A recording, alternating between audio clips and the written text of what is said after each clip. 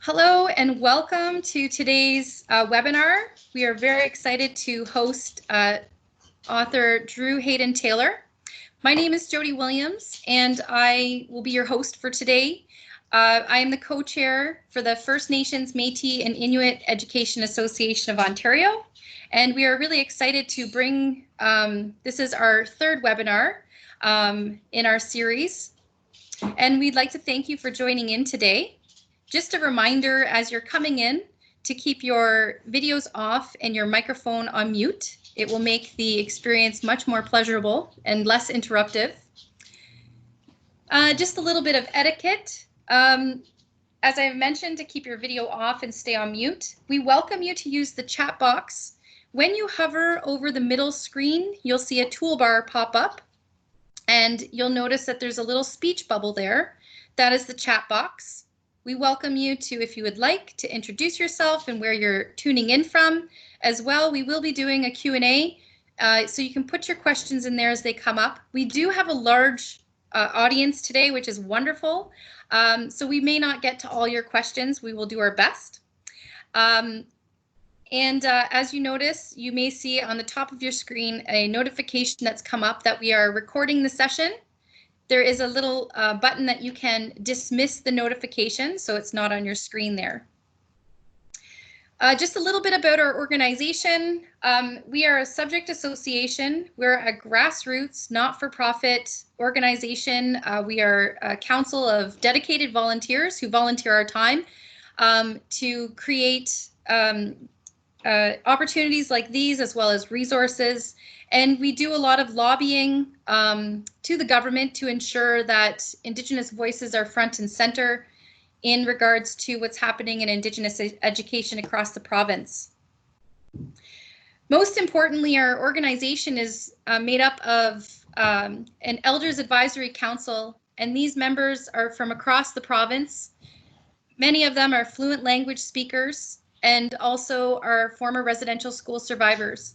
And they really guide and direct the work of our organization, and they also vet the resources that we produce, as well as recommend in Ontario. And so what we, you can be assured that what we share out through our organization has gone through this vetting process. So just a reminder to those who are just logging in to keep your videos off and your audio on mute. We will be recording the session, and our recordings will be posted on our website. However, there's a bit of a lag on right now with the person who runs our site, so there's a backlog. However, we do have a YouTube channel and a playlist, and Priya will put that playlist in for you, and there's a link right here that you'll see. And this is where these webinars will also be found. At the end, we will also send out a link to all of you who registered to the actual recording for today. And again, just before we get started, if you're interested, we have another excellent webinar with one of our Dea Hande, who's actually on our Elders Advisory Council as well. He's going to be talking about the significance of the opening address. So if you'd like to tune in for that, it's June 5th. And again, the registration link will be put in the chat box, and we will follow up in an email as well. And our final webinar for this year, before we head into summer, will be with Grand Chief Alvin Fiddler and author Tanya Talaga. We also have a series that we will be wrapping up. So part 5 is happening this Wednesday, which is in regards to a series called We Come From the Stars. So again, that link will be made available for you as well. So thank you to those who've just joined in. A reminder to keep your videos off and your audio on mute. And now I'm going to turn it over to our guest, Drew. So thank you so much for joining us. I'll let you introduce yourself. You're probably going to do a much better job than I would. And I think if you want, we'll keep the same format we did just recently. You were with my school board, if that's okay with you. And as people are still joining in, if you're okay, I may have to interrupt just to remind people to keep their videos off and their audio off as well. Hopefully there won't be too many disruptions as people join in and we get going. So if everyone can make sure that their video is off as well as their audio. And Drew, I'm going to turn it over to you now. You want to unmute.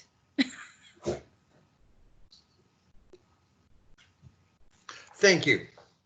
As we say in my reserve, grazie. It's a delight to be here. I'm always intrigued by talking about Native literature, Native humor, all those wonderful things. But first, let me give you some background of who I am and where I'm from, in case you're not familiar with my work. I'm from the Curve Lake First Nation, just north of Peterborough, Ontario. It's an Anishinaabe community, and I was born and raised there. And basically, I'm I guess what you could say, I am a contemporary storyteller. That is to say, I'm a full-time storyteller. I do not spend my afternoons saying, would you like fries with that? But as a full-time storyteller, as a contemporary storyteller, one of the reasons I use that term is that when, back in time immemorial, storytelling was usually done orally, across a bonfire, across food, whatever. And then over the years in our culture and other cultures, that storytelling technique expanded to include radio, theater, television, movies, all sorts of different ways of telling stories. Even today, in today's world, video games have long and intricate narratives in them that take a little bit more time to get into. So when I say I'm a contemporary storyteller, that is to say, in this 21st century, there are so many different ways to tell stories that I'm intrigued by all of them, and I try and explore all of them. As you may know, I'm a playwright. I'm a novelist. I've done documentaries. I've written for television. I've done articles and essays, prose, nonfiction. I even did a graphic novel. I did a musical, all these different things. So I'm always interested and I'm always excited about exploring new ways of telling stories, telling our stories. Now, when I was growing up, when I was from Curve Lake, it was a small community when I was growing up, and I think that's where my storytelling origins began. I come from, at the same time, a big family and a small family. I come from a big family because my mother was the oldest of 14, which is what used to happen back before they had the internet. But at the same time, I was a single child of a single parent. As I said, I come from a big family and a small family. So big family, part of my mother's family, small family, single child of a single parent. And my mother blames that on the fact that when I was born, I was 11 pounds, 13 ounces. And evidently that was enough for my mother. But when I was growing up there, I mean, I grew up there 1,000 years ago. And there were basically two television stations, and both of them were, I'm sure all the older people in the audience will understand this term, they were snowy. So I used to kill a lot of time by reading. I would read and I would read and I read, because frankly, in the reserve, especially in wintertime, there's only so many times you can go out playing outside or in the summer go swimming, that I was curious about the world outside the reserve. We would go into town on Saturdays to do our shopping, pay our bills, etc., things like that. But I would read all these wonderful books, and each book for me was like a passport to new interesting places, new interesting people. It took me places that I didn't think I would otherwise go. So it gave me an understanding to a certain extent of the world outside the boundaries of my reserve. And on the other hand, on a different way of storytelling training, you heard how big my family was. Well, during the late spring, summer, and early fall, I lived right across from my grandparents. And my grandparents used to have these huge bonfires where friends, family, cousins, aunts, uncles, everybody would come over. They would sit around the campfire and they would tell funny stories. So I grew up listening to funny stories. And I think that was my training, because when it was time for me to go to bed, as I said, I lived right across the road. And of course, back then we didn't have air conditioners. We were lucky if we had mosquito screening for the windows. I'd go to sleep with the windows still wide open, and I could hear these stories being told, and I could hear the laughter. So that sunk into my unconscious, my subconscious, whatever term you want to use. It was my lullaby at night. So through that, I learned my oral storytelling, and then through reading all these books, I learned my I guess prose or narrative storytelling, and the two are not that different. I've told you how many different fields I write in. And the ironic thing is, once you understand the structure of what you're writing, whether it's a play, a novel, a television show, whatever, once you understand the structure, it's all the same storytelling. You have a beginning, a middle, and an end. You have a setup, a confrontation, and a resolution. And that basically is, was what I learned from basically listening to a good story being told around the campfire and reading a novel. And I had always, so with this kind of training, I was always fascinated by writing. I wanted to become a writer, but there were a couple problems. I'm of the age that when I was growing up, there were no other native writers around that I knew of. So I wasn't sure native people were allowed to be writers. None of my family, friends, we weren't introduced to any words by other native authors. So I decided to do a little research.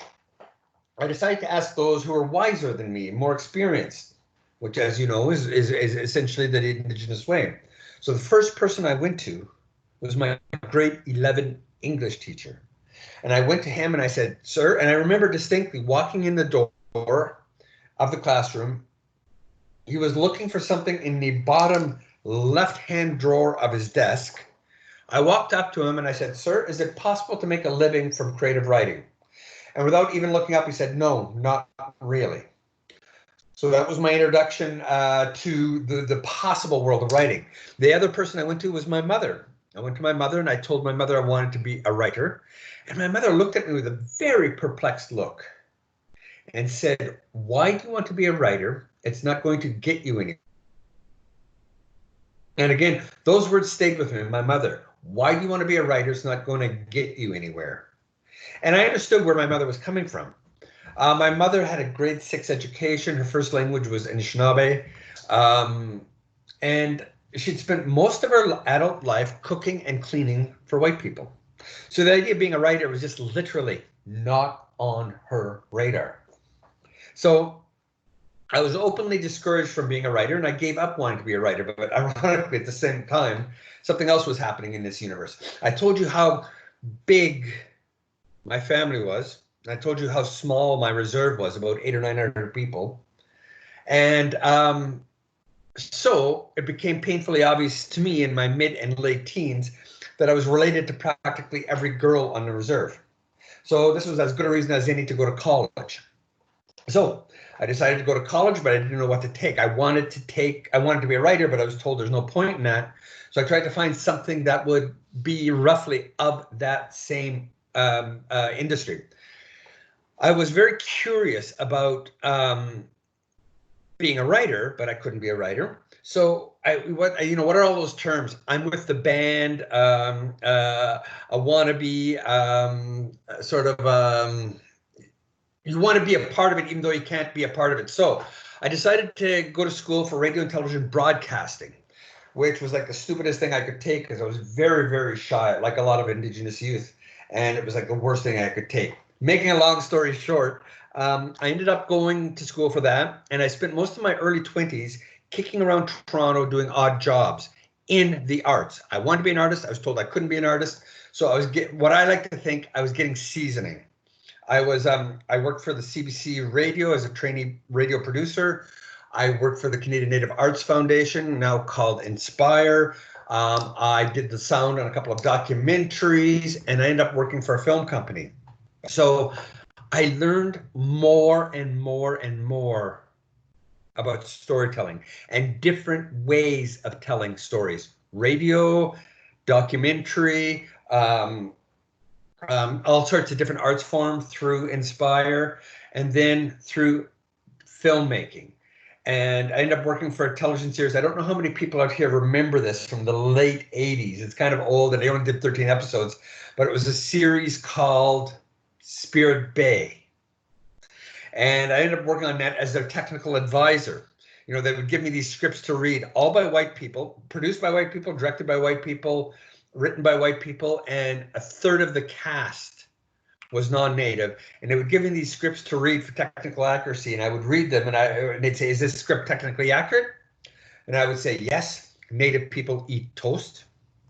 So basically, that was my early training, and through a bizarre series of circumstances, I was given an opportunity to write a television show. Not the one I was working on, Spirit Bay, but another one that I had been talking with the story producer with. And through a bizarre series of circumstances, I found my very first legitimate writing credit of anything I ever done was an episode of a show called The Beachcombers. I don't know how many people out there are familiar with the Beachcombers, but yeah, I was the first. I did that. I did an episode when I was 25 years old, and I think I was the first native script writer in Canada on that time. And then from there, I went into theater. So now theater is where not only I think I grew as a writer, but it gave me an understanding of the larger context of Indigenous storytelling.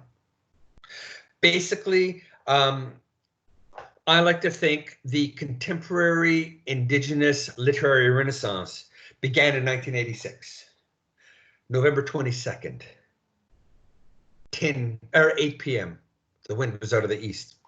That's when a little play called The Res Sisters premiered in downtown Toronto and revolutionized the larger Canadian, not just theater experience, but literary experience once the script was published. And so that show came out, and it basically opened the doors for all of the Indigenous people who had stories to tell. One of the problems with writing for television or writing prose is they're so structure oriented, and with novels, you have to have a really good understanding of literature, of the literary sentence, of you know your everything that can go wrong with a sentence, right? And you know, I have had 33 books published, and to this day, I still do not know what a dangling participle or split infinitive is. So I was always afraid of prose. But one of the great things about theater is how people talk. And so Thompson Highway opened the door in terms of storytelling. And what was really interesting is it became basically the method of expression for a generation of Indigenous people. For about the first 10 years, the dominant force in the Indigenous contemporary storytelling was in theater. All of these people started writing plays because they knew how people talk, because we come from that oral storytelling tradition. Spending all of those years, a decade or however long, listening to how my family told stories, because no 2 people, 4 people, 8 people say the same thing the same way for the same reason. And listening to how these stories being told orally gave me and gave Indigenous people a sort of an advantage in listening to how people talk. So when we're writing plays, we instinctively know natural dialogue, because the number one problem with first-time playwrights frequently of any culture is the fact that all the characters sound alike. Everybody just sort of gives them names, but they all sound the same way. But as I'm sure you know, everybody laughs differently, people swear differently, people interpret the earth, interpret their world differently. So one of the things I think of that generation, we had this natural ability to do dialogue organically. So Thompson did his plays, and then suddenly from the late 80s into the 90s, there's an explosion of native theater. And I got swept along with that because I was asked to be the writer in residence for Native Earth at that time, based on one Beachcombers episode. And so I knew nothing of theater because I grew up on the reserve. There wasn't a lot of theater passing through the village. And I knew nothing of it. The number of plays I'd seen as a young adult, you could count on my fingers. But again, I had that oral upbringing. So I get hired to as a playwright in residence because in the late 80s, Thompson Highway and Daniel David Moses were basically the only working Native playwrights in Ontario, and this was a grant from Ontario Arts Council. So he was desperate, and he did what a lot of desperate people do. He went to the bottom of the barrel, and there I was, passed out. And he asked me if I wanted to be the writer in residence for Native Earth, and I said no, because I didn't like theater. I didn't know theater. I thought theater was pretentious. But I had a very hungry landlord that liked to be fed on a regular basis. So I had to agree. And I went in, and if I was going to do this job, I decided I should know what the heck I'm doing. So I started to read every Native play I could find, go see all the Native plays I could to get an understanding of this whole new genre of storytelling. And it was really interesting because during those first 10 or 15 years of Native theater, and still to today, I think it's still to today, the vast number of Native plays, novels, poetry, short stories, etc., I'd say 80 to 90% of them are dark, depressing, bleak, sad, and angry. Almost all the characters created by Indigenous playwrights and novelists, they're all either oppressed, depressed, or suppressed. And I like to say that there are basically three storylines explored in contemporary Indigenous storytelling.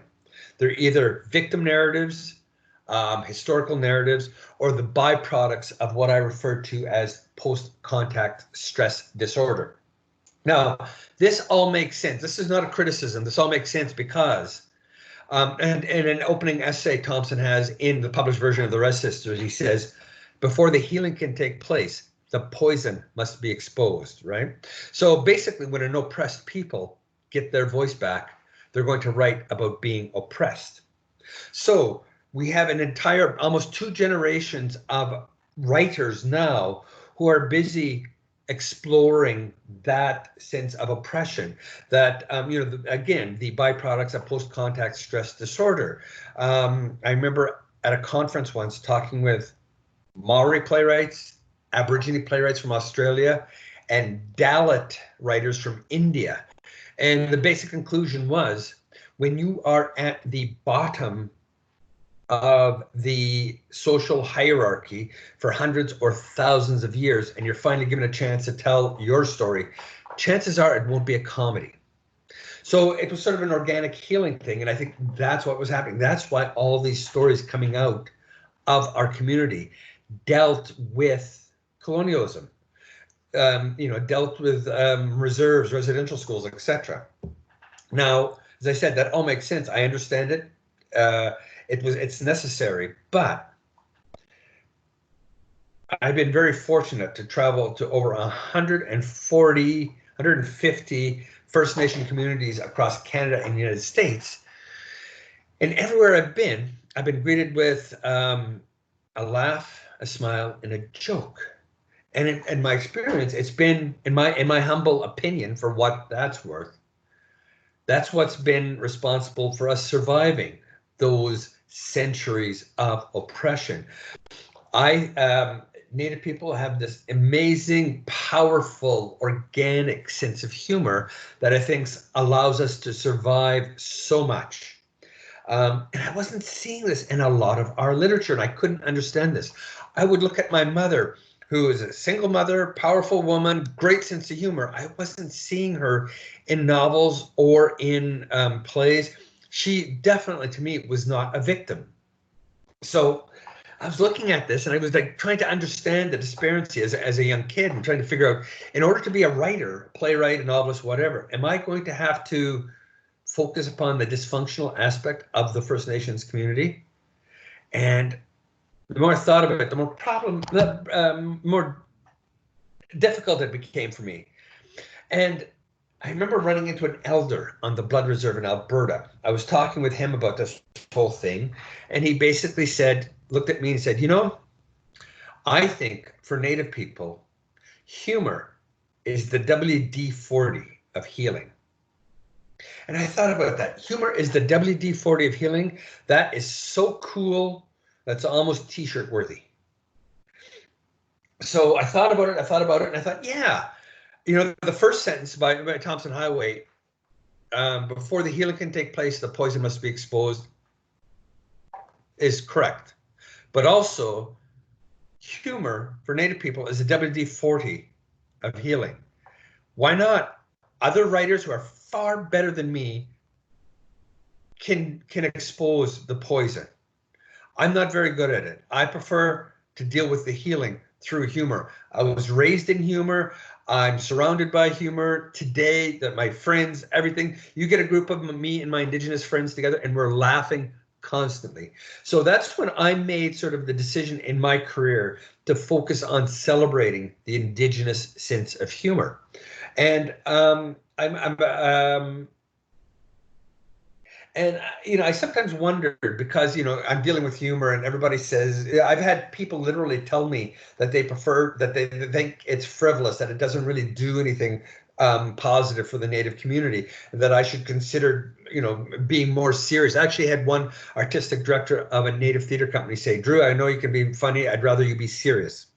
And so I would go through these things, but I remember it was either Paula Gunn Allen or Leslie Marmon Silko, an American Indigenous writer, who once said, frequently, the best way to know a people is through what makes them laugh. So as the older I got, the more I got into the world of writing, theater, television, novels, etc. Obviously, my reputation, my calling card became the usage of humor.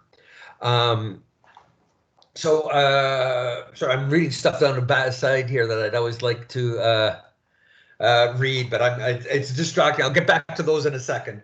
Yeah, so I would do that, and I've had so much fun doing it, and I get such positive response from so many people who have been really into it. So, you know, I've written a series of comedies that just celebrate the Indigenous sense of humor. I write dramas with a lot of humor, just because for me, that is Indigenous life. I've done a book. I did a documentary for the NFB on humor called Redskin Strickers and Puppy Stew.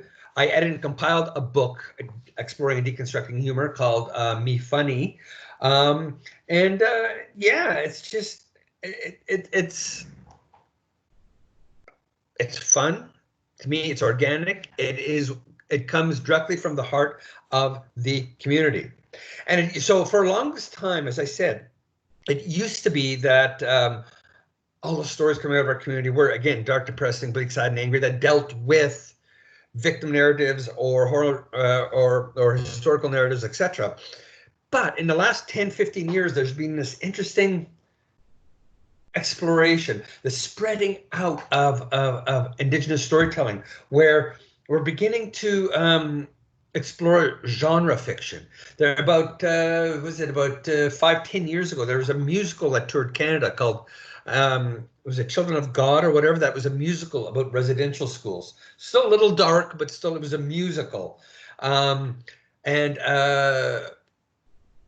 about I don't know how long ago, but a man named Daniel Heath Justice did a book, a trilogy of stories dealing with dwarves, elves, swords, sorcery, magic, that kind of thing. Sort of an Indigenous Lord of the Rings, right? You don't hear about that often. A friend of mine, Catariacawinzi Dam, did a book. We compiled and edited a book of international Indigenous erotica. I like to think of it as 50 Shades of Red. Tom King, when he's not writing award-winning fiction or nonfiction, his hobby is writing murder mysteries. My very first novel was a Native vampire novel. My second novel was a genre that I didn't even know existed. I was told about it after I published it, something called magic realism. My last collection of short stories were Native science fiction. And now science fiction has become a huge thing in our community. You've got Wabagishik Rice and his Moon of the Crusted Snow. You've got Sherry Demerlane and her The Marrow Thieves. Down in the States, there's a Pueblo woman who is at the top of the American science fiction and fantasy world down there. Her name is Rebecca Roanhorse, and she wrote a book called Trail of Lightning, which is a post-apocalyptic life on the Navajo Reserve. And it's absolutely wonderful, absolutely fabulous, and it's so good, and she's won so many awards for her fiction. The Star Wars company hired her to write one of their Star Wars novels. So I think that is pretty cool, pretty fabulous. And I not more than a week ago, I typed the two most glorious words in English language, the end, on a new novel I'm working on. That's a horror novel that hopefully will be coming out in less than a year's time. So the changing face of Indigenous literature is like you now can't keep up. It's not all dark, depressing, bleak, sad, and angry anymore. It is developing shades, it's like, it's so cool, it's exciting to read. You never know what's going to come up next. Supposedly Moon of the Crusted Snow, Wab is going to be writing a second a follow-up to it. There's talk of a movie, all these wonderful things happening. So the Indigenous voice is taking on so many different shades now that you just never know what's going to pop up next. Yeah. And I guess I will slow down now. I'm sort of rambling on here. Are there any specific questions out there that you want me to deal more with? So, Drew, since we're going to move into questions, yes, I'll just ask that people type those in the chat box, and I will help moderate those. I'm glad that you've talked about representation in a variety of genres, because one of the things that we do a lot in terms of professional development is around representation and avoiding the pitfalls of stereotypes often associated with Indigenous peoples. So, and I know in the last session we were in, you had spoken about, there's a lot of writing around the truths of colonialism and the trauma that is very much real and still a part of our lives, but to also make sure that we're countering, those narratives as well with other narratives. So I'm glad that you mentioned that today, because it's important when we think about in our classrooms and the students that we have with us, what's the exposure that we're offering them in those different varieties of representations. So I'm going to look here to the chat box. When teaching the Night Wanderer, what do you suggest are some of the most important themes that the teacher should highlight? Oh, goodness gracious. What am I, a teacher? I make stuff up for a living. Well, one of the things I like to, and those kind of things, the fact that many Indigenous languages are dying out, and that community, I think it was Granny Ruth, I think that's her name, is like the last one in the community that can speak the language naturally. And I think it's important that people understand the importance of language, because reality is framed in the context of the language. How the people live, what's important to the people, how the universe that people live in is reflected in the language. There's an old saying I remember: the voice of the land is in our language. So when a language dies, a structure of understanding the world dies. And yes, you can learn it in school, but I mean, you get into these whole things about something you learn in school. Is it as organic? Is it as deep and understandable as somebody who is raised in that language? It's tough to say. I don't know. But for me, one of the reasons I wrote that was I just wanted to sort of show that the language is dying out, and that I think personally some of the ramifications of that deal with the young girl, sort of her comments about suicide. That sort of a sense of suicide frequently comes from not fitting in, not feeling a part of something, a feeling alienated. And I think sometimes in an environment like that, that can contribute to that sense of alienation, the fact that you don't have that cultural legacy to really hold on to. Yeah, that's a really great thing to bring up, the importance of language. And I think that, you know, certainly we don't see this as a priority coming through the ministry or the government. So, you know, what can everyday classroom teachers do to bring in the conversation around loss of language and how to protect and even reclaim what's out there? I think is a really, you know, I think people should do whatever they can, no matter how small, to shed light on the dire state of languages, because it was the education system, of course, that wiped them out through residential schools. So, you know, we have, I believe we all have a moral duty to try and bring awareness on that to the best of our capacities, depending on who you are and where you are teaching. Another question. I love Murray St. Clair's comments about the residential school, where he said it was education that got us into this mess. It's going to be education that gets us out of this mess. And it's always important to know that there's so many different kinds of education. The in-classroom education is an important, but just a small part of the larger world of investigation. I have written 33 books. I've done so many different things, but you know, I've never been to university. I'm a member of the gainfully uneducated masses, but I travel a lot. I've been to 19 countries around the world. I read constantly. And as a result, I think I can hold up a conversation with any master's or PhD student because of those things I do.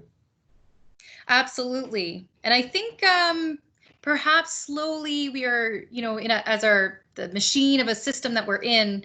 I mean, let's not forget education as a system is designed, you know, to produce compliant citizens. And so, you know, at the same time, though, teachers have this incredible opportunity to transform that within their own classrooms on how they teach. And so we don't have to be that stereotypical teacher either in the classroom where you're the you know, the authority of all things, and the students are just there to sit compliantly and listen and then regurgitate what you've said to them. So there's opportunities in the classroom to break that historical mold and do some really creative ways of bringing in education otherwise, like getting out on the land, for example. So the next question here is, and I'm not sure if, well, I'll ask it. What would you recommend as a play or drama for a grade 11 class? Oh, it's really interesting. You know, I've dabbled in the world of what's called TYA, Theater for Young Audiences, and my vampire novel is classified as YA, Young Audiences, because the two protagonists is a 350-year-old vampire and a 16-year-old girl. So it's and there's two versions of it. There's the novel, and then the novel was so successful that there were requests to turn it into a graphic novel for reluctant readers. So we did that. And so I often use that as an example for YA teachings. Now, again, I can't talk about, one of the great things about living in this time now is the number of Indigenous books that are coming out every year by so many different writers. So I'm not the person to talk to about other writers. For obvious reasons, I don't read a lot of YA fiction coming out of the community, not as much as I should, granted. But like in my stuff, because I just finished doing this whole talk about the fact that I'm not an angry writer. I'm not one cursing the world. So a lot of my stuff, again, I'm just talking about me, is not that controversial. It's not. I don't do a lot of swearing. I don't do a lot of sexual abuse or stuff like that. So a lot of my stuff, ironically, is used. I consider it adult stuff just because I'm sort of thinking of an adult audience, but is very, very much able to be utilized by youth because I don't use a lot of profanity. I don't use a lot of abuse within them. I try and tackle the issues within the Native community through humor, through interaction, through character, etc. And so as a result, oddly enough, one of my books that I is one of my favorite plays, is taught a lot in high schools, and I never really thought of it as a high school play. It's called Dead White Writer on the Floor, and it deals with stereotypes.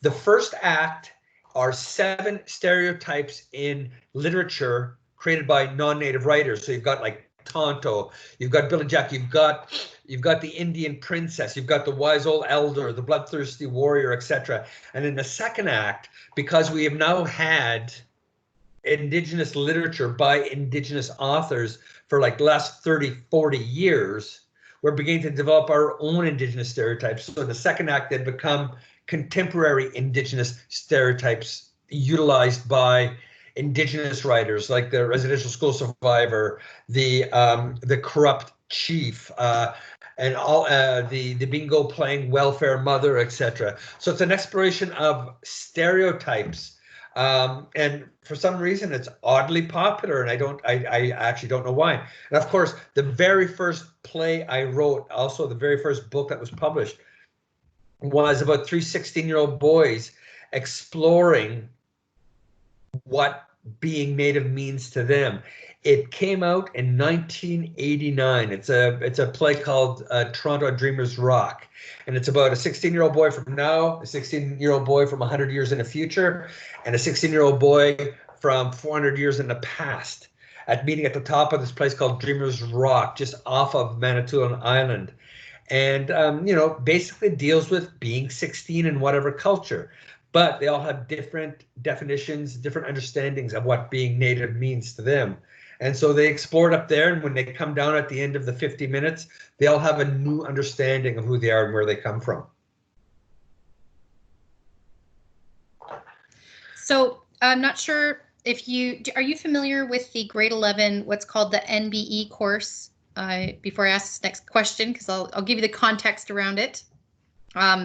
So the NVE course is, in grade 11, you would take what's normally coded as ENG, so that's your regular English class, but there is another version which focuses on Indigenous peoples and authors, etc.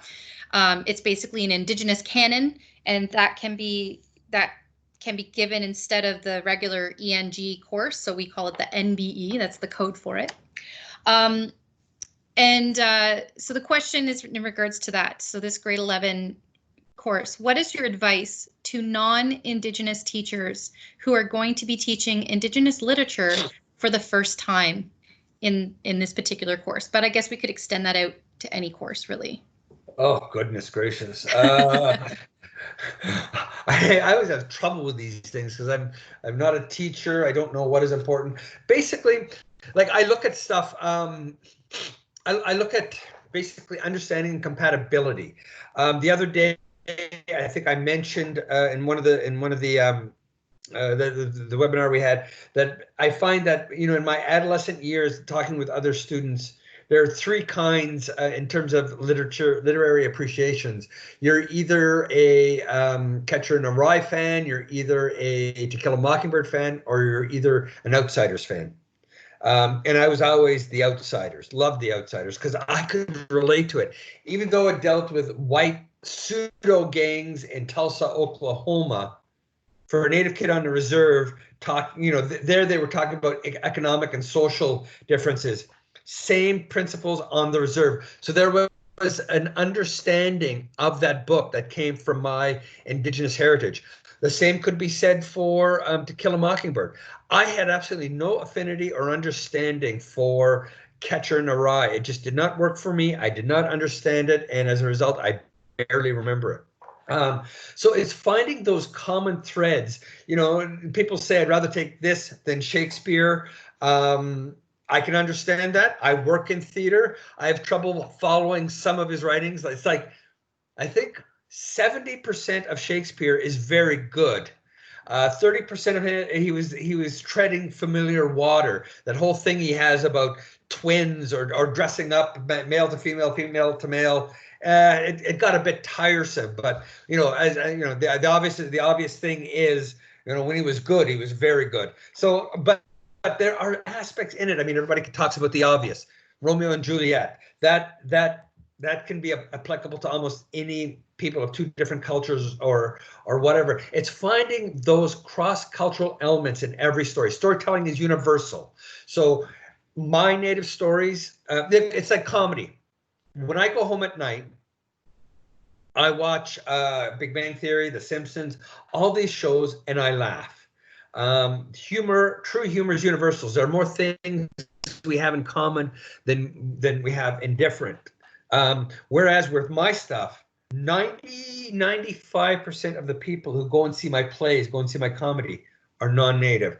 90 to 95% of the people who buy my books are non-native. So obviously there are similarities, there are connections. If it was totally alien, I don't think I would have the success I have now. So for all the non-native teachers who are teaching native stuff, I would just say look for those similarities in our culture to your culture, because that is so non-native students will appreciate and understand the native storytelling technique and the native stories we're telling, because it won't be considered native, it'll just be considered a story.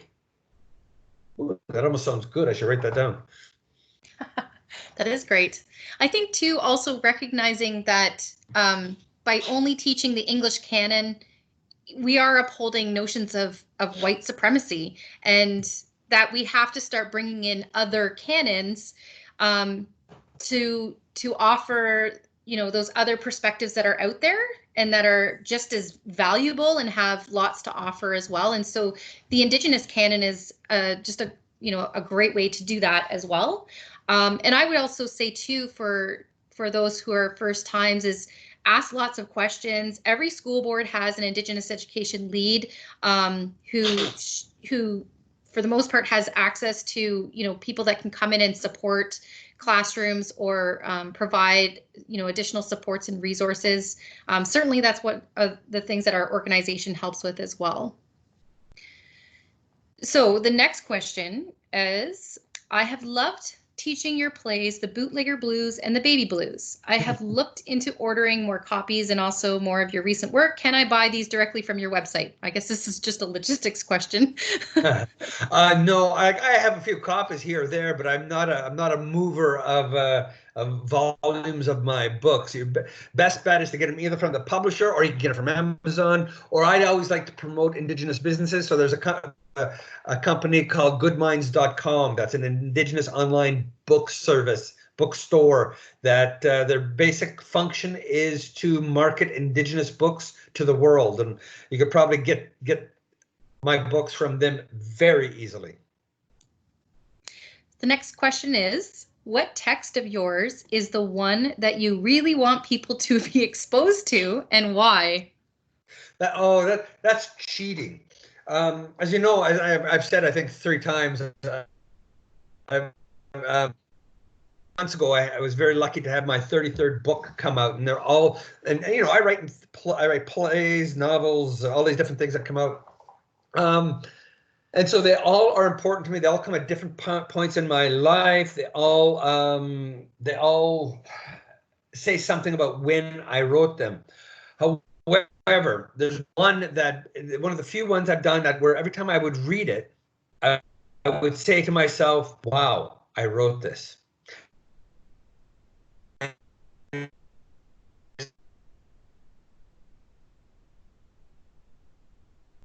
The book is called Fearless Warriors. The story itself, and I absolutely adored that story to the point of where 5 years later it wouldn't leave me alone. And then I wrote it as a 1-act play called that was published as Girl Who Loved Her Horses. But again, it wouldn't leave me alone. It was like there's more to the story. the story about a little girl who draws a horse on the wall, and then 30 years later, her friend sees it on a city street in Toronto, but the horse looks different, looks darker, meaner, and he wants to find out what happened to that little girl that disappeared so long ago. And the story kept bouncing around in my head, saying, "There's more. Tell more of the story. Tell more of my story." And so, about 3 years ago, I sat down and I wrote it as a novel, as a full-scale novel. And it came out. It was my last book. It came out about in last October. It's called Chasing Painted Horses, and it's not sci-fi, it's not horror, not vampire. It's just about the power of art and the power of friendship as kids, and then when you become adults, your sense of obligation to those memories of your childhood. So again, that is Chasing Painted Horses, and that's the one, as I said, every once in a while I read a bit of it and I go, wow, I wrote this. Thank you. The next question, how would you articulate your answer to the question, and in quotes, "Sir, is it possible to make a living as a creative writer?" Quote. Yes, it is. I can make a good living. It's like any other career, whether you're an accountant, a lawyer, or a carpenter. Those first years might be a bit lean, be a bit hard, a bit difficult.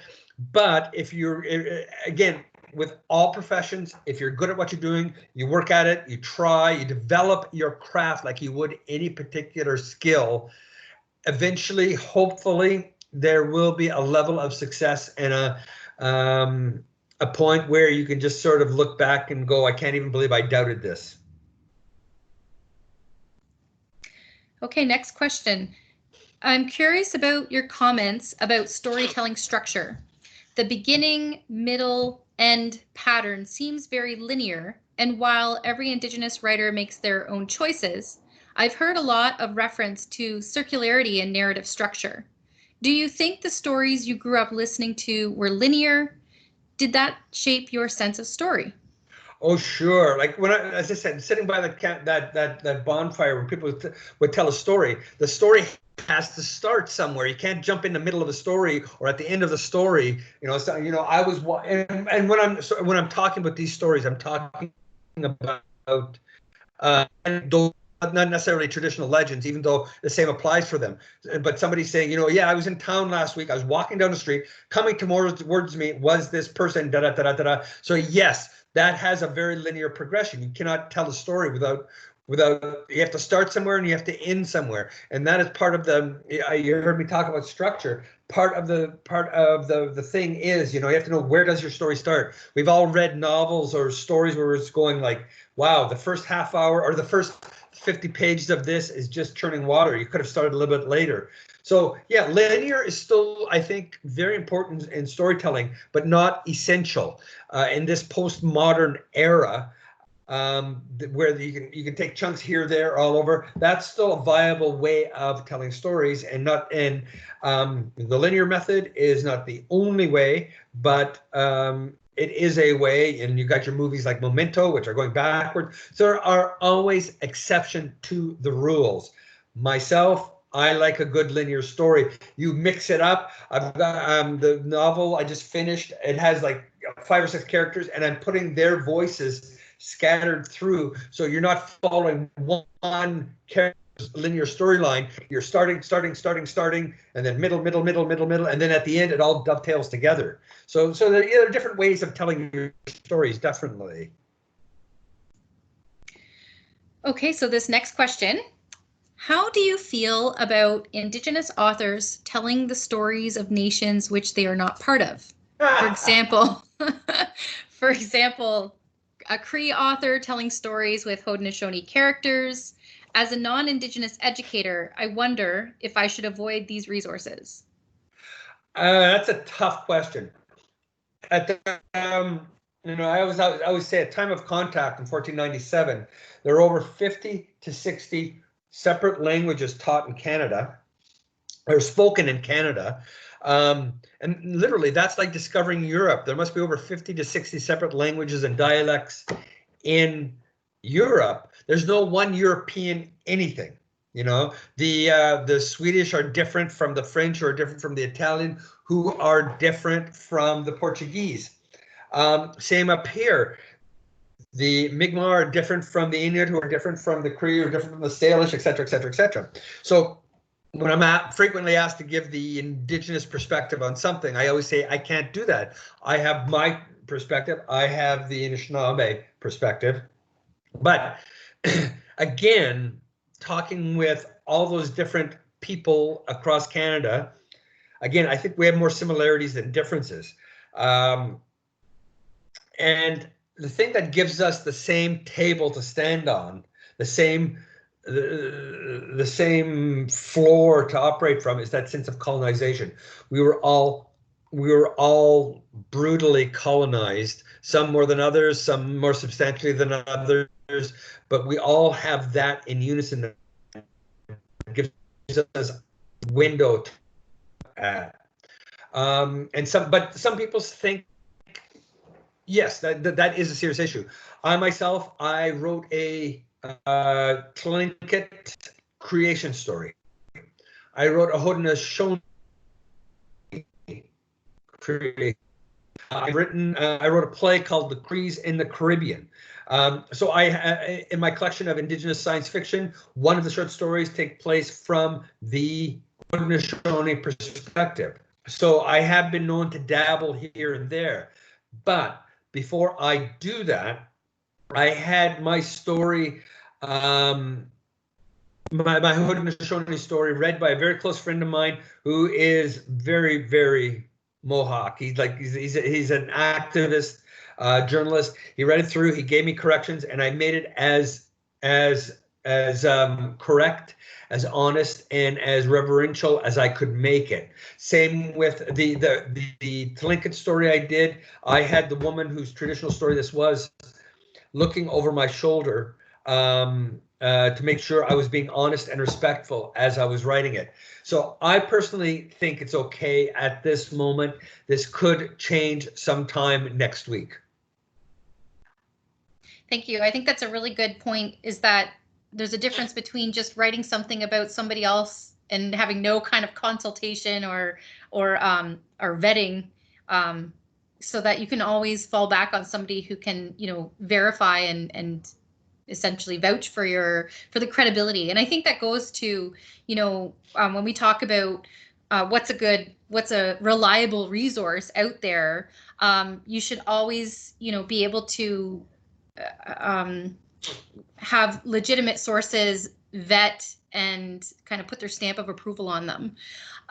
So the next question here is, what literature do you recommend for grade 5 and 6 students to read or have read to them? I really can't answer that. As I said, I don't read literature that young personally. My one play, A Girl Who Loved Her Horses, the central characters are the play, the short story, and then the novel, which is more geared towards adults. But again, as I said, my stuff can be used at any age. The central characters are 11 through 13. There's another play I wrote that's published in conjunction with Girl Who Loved Her Horses called Boy in a Treehouse, where the characters, the boy in it is, I think, 12 or 13. But as I said, I really don't read a lot of YA fiction or nonfiction, so I really can't answer that question. Great, thank you for your honesty.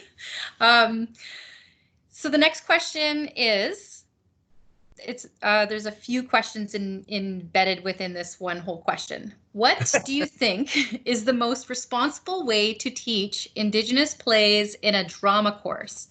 There is a lot of concern about having non-Indigenous students taking on Indigenous roles in classroom work, and there are lots of different opinions about this. Do you think it's better to read the play aloud, bring in Indigenous artists to speak to it, or do you think it's okay to have students portray characters in classroom activities? That's a big one. Let's see. I think it's a combination. I mean, part of the fun of doing a theater course is a chance to participate in the actual reading of the play. I remember, I think, what was I, in grade 9 or 10? We did The Crucible. And I remember I was playing I was doing one of the roles of the minister, and I remember I had great fun doing it. Though I know very little about being a Puritan minister. So there you go. But as another one of my plays that I came out 2 years ago is I was asked to write a biography of Sir John A. Macdonald from the Indigenous perspective. It was called Sir John A. And one of the themes that I kept coming across in writing it, and what people are saying, is understanding context. That you have to understand Sir John A. from the perspective of his time. And so basically one of my characters says, so I can do whatever I want now, but in 200 years, hopefully people will say, well, you have to understand him in context of his time. So that's my way of saying, when you're doing something like this, it is a good idea to have people come in and talk about something. Toronto Dreamers Rock, my very first play, have somebody come in and talk about Vision Quest, about the way things were 400 years ago, and talk about how the search for identity, because one of the reasons that play was so popular for a long period of time is it deals with identity. And almost every person in this universe, every person from a culture, every person everywhere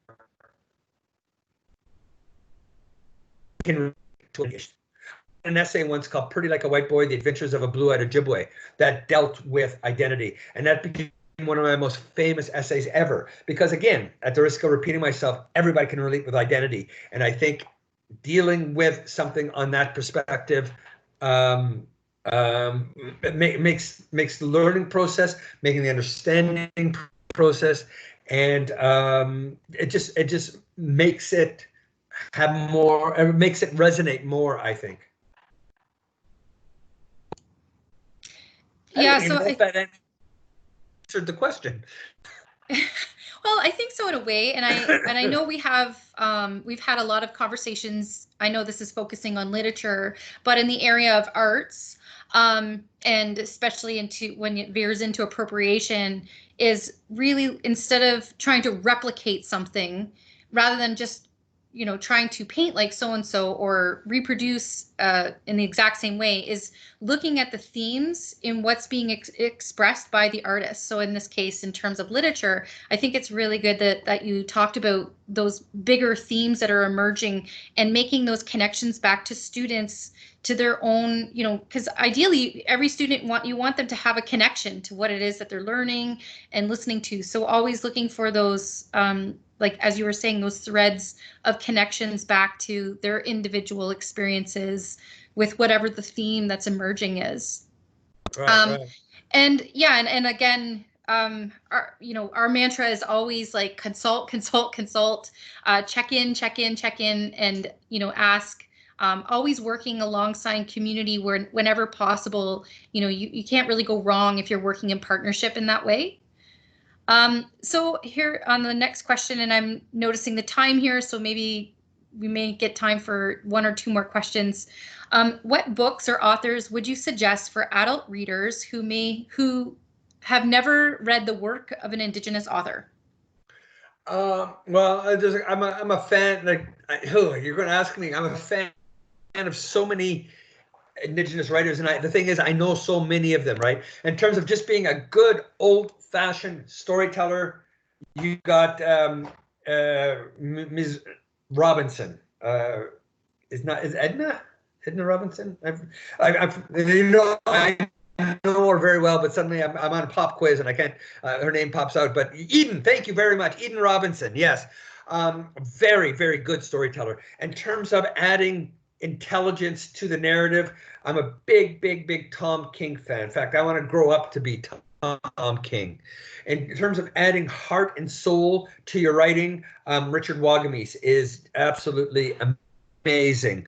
In terms of somebody who can also has a combination of both heart and a good, nice, funny bone when it's necessary, Richard Wagamese.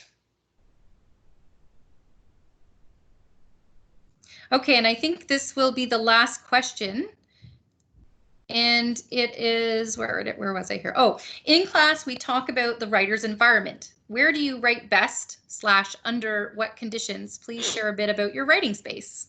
Well, everybody has their own way of writing, their own style of writing. For me, as my partner, the lovely Janine, often tells me, it's like pulling a blanket over me. I have to sit in a very, very quiet room, hopefully a room with four walls and a door where I can just be by myself, no sound, just me, the computer, and my imagination. I know people who can write in noisy coffee shops. In fact, I know people who prefer to write in noisy coffee shops. It's the white noise that they really need. So me, I need just quiet, silence. Some people like music blaring. Some people like music with no lyrics. Other people like heavy metal music. Again, that white noise kind of thing. For me, no, just quiet, a room by myself, if or an empty house, shall I say.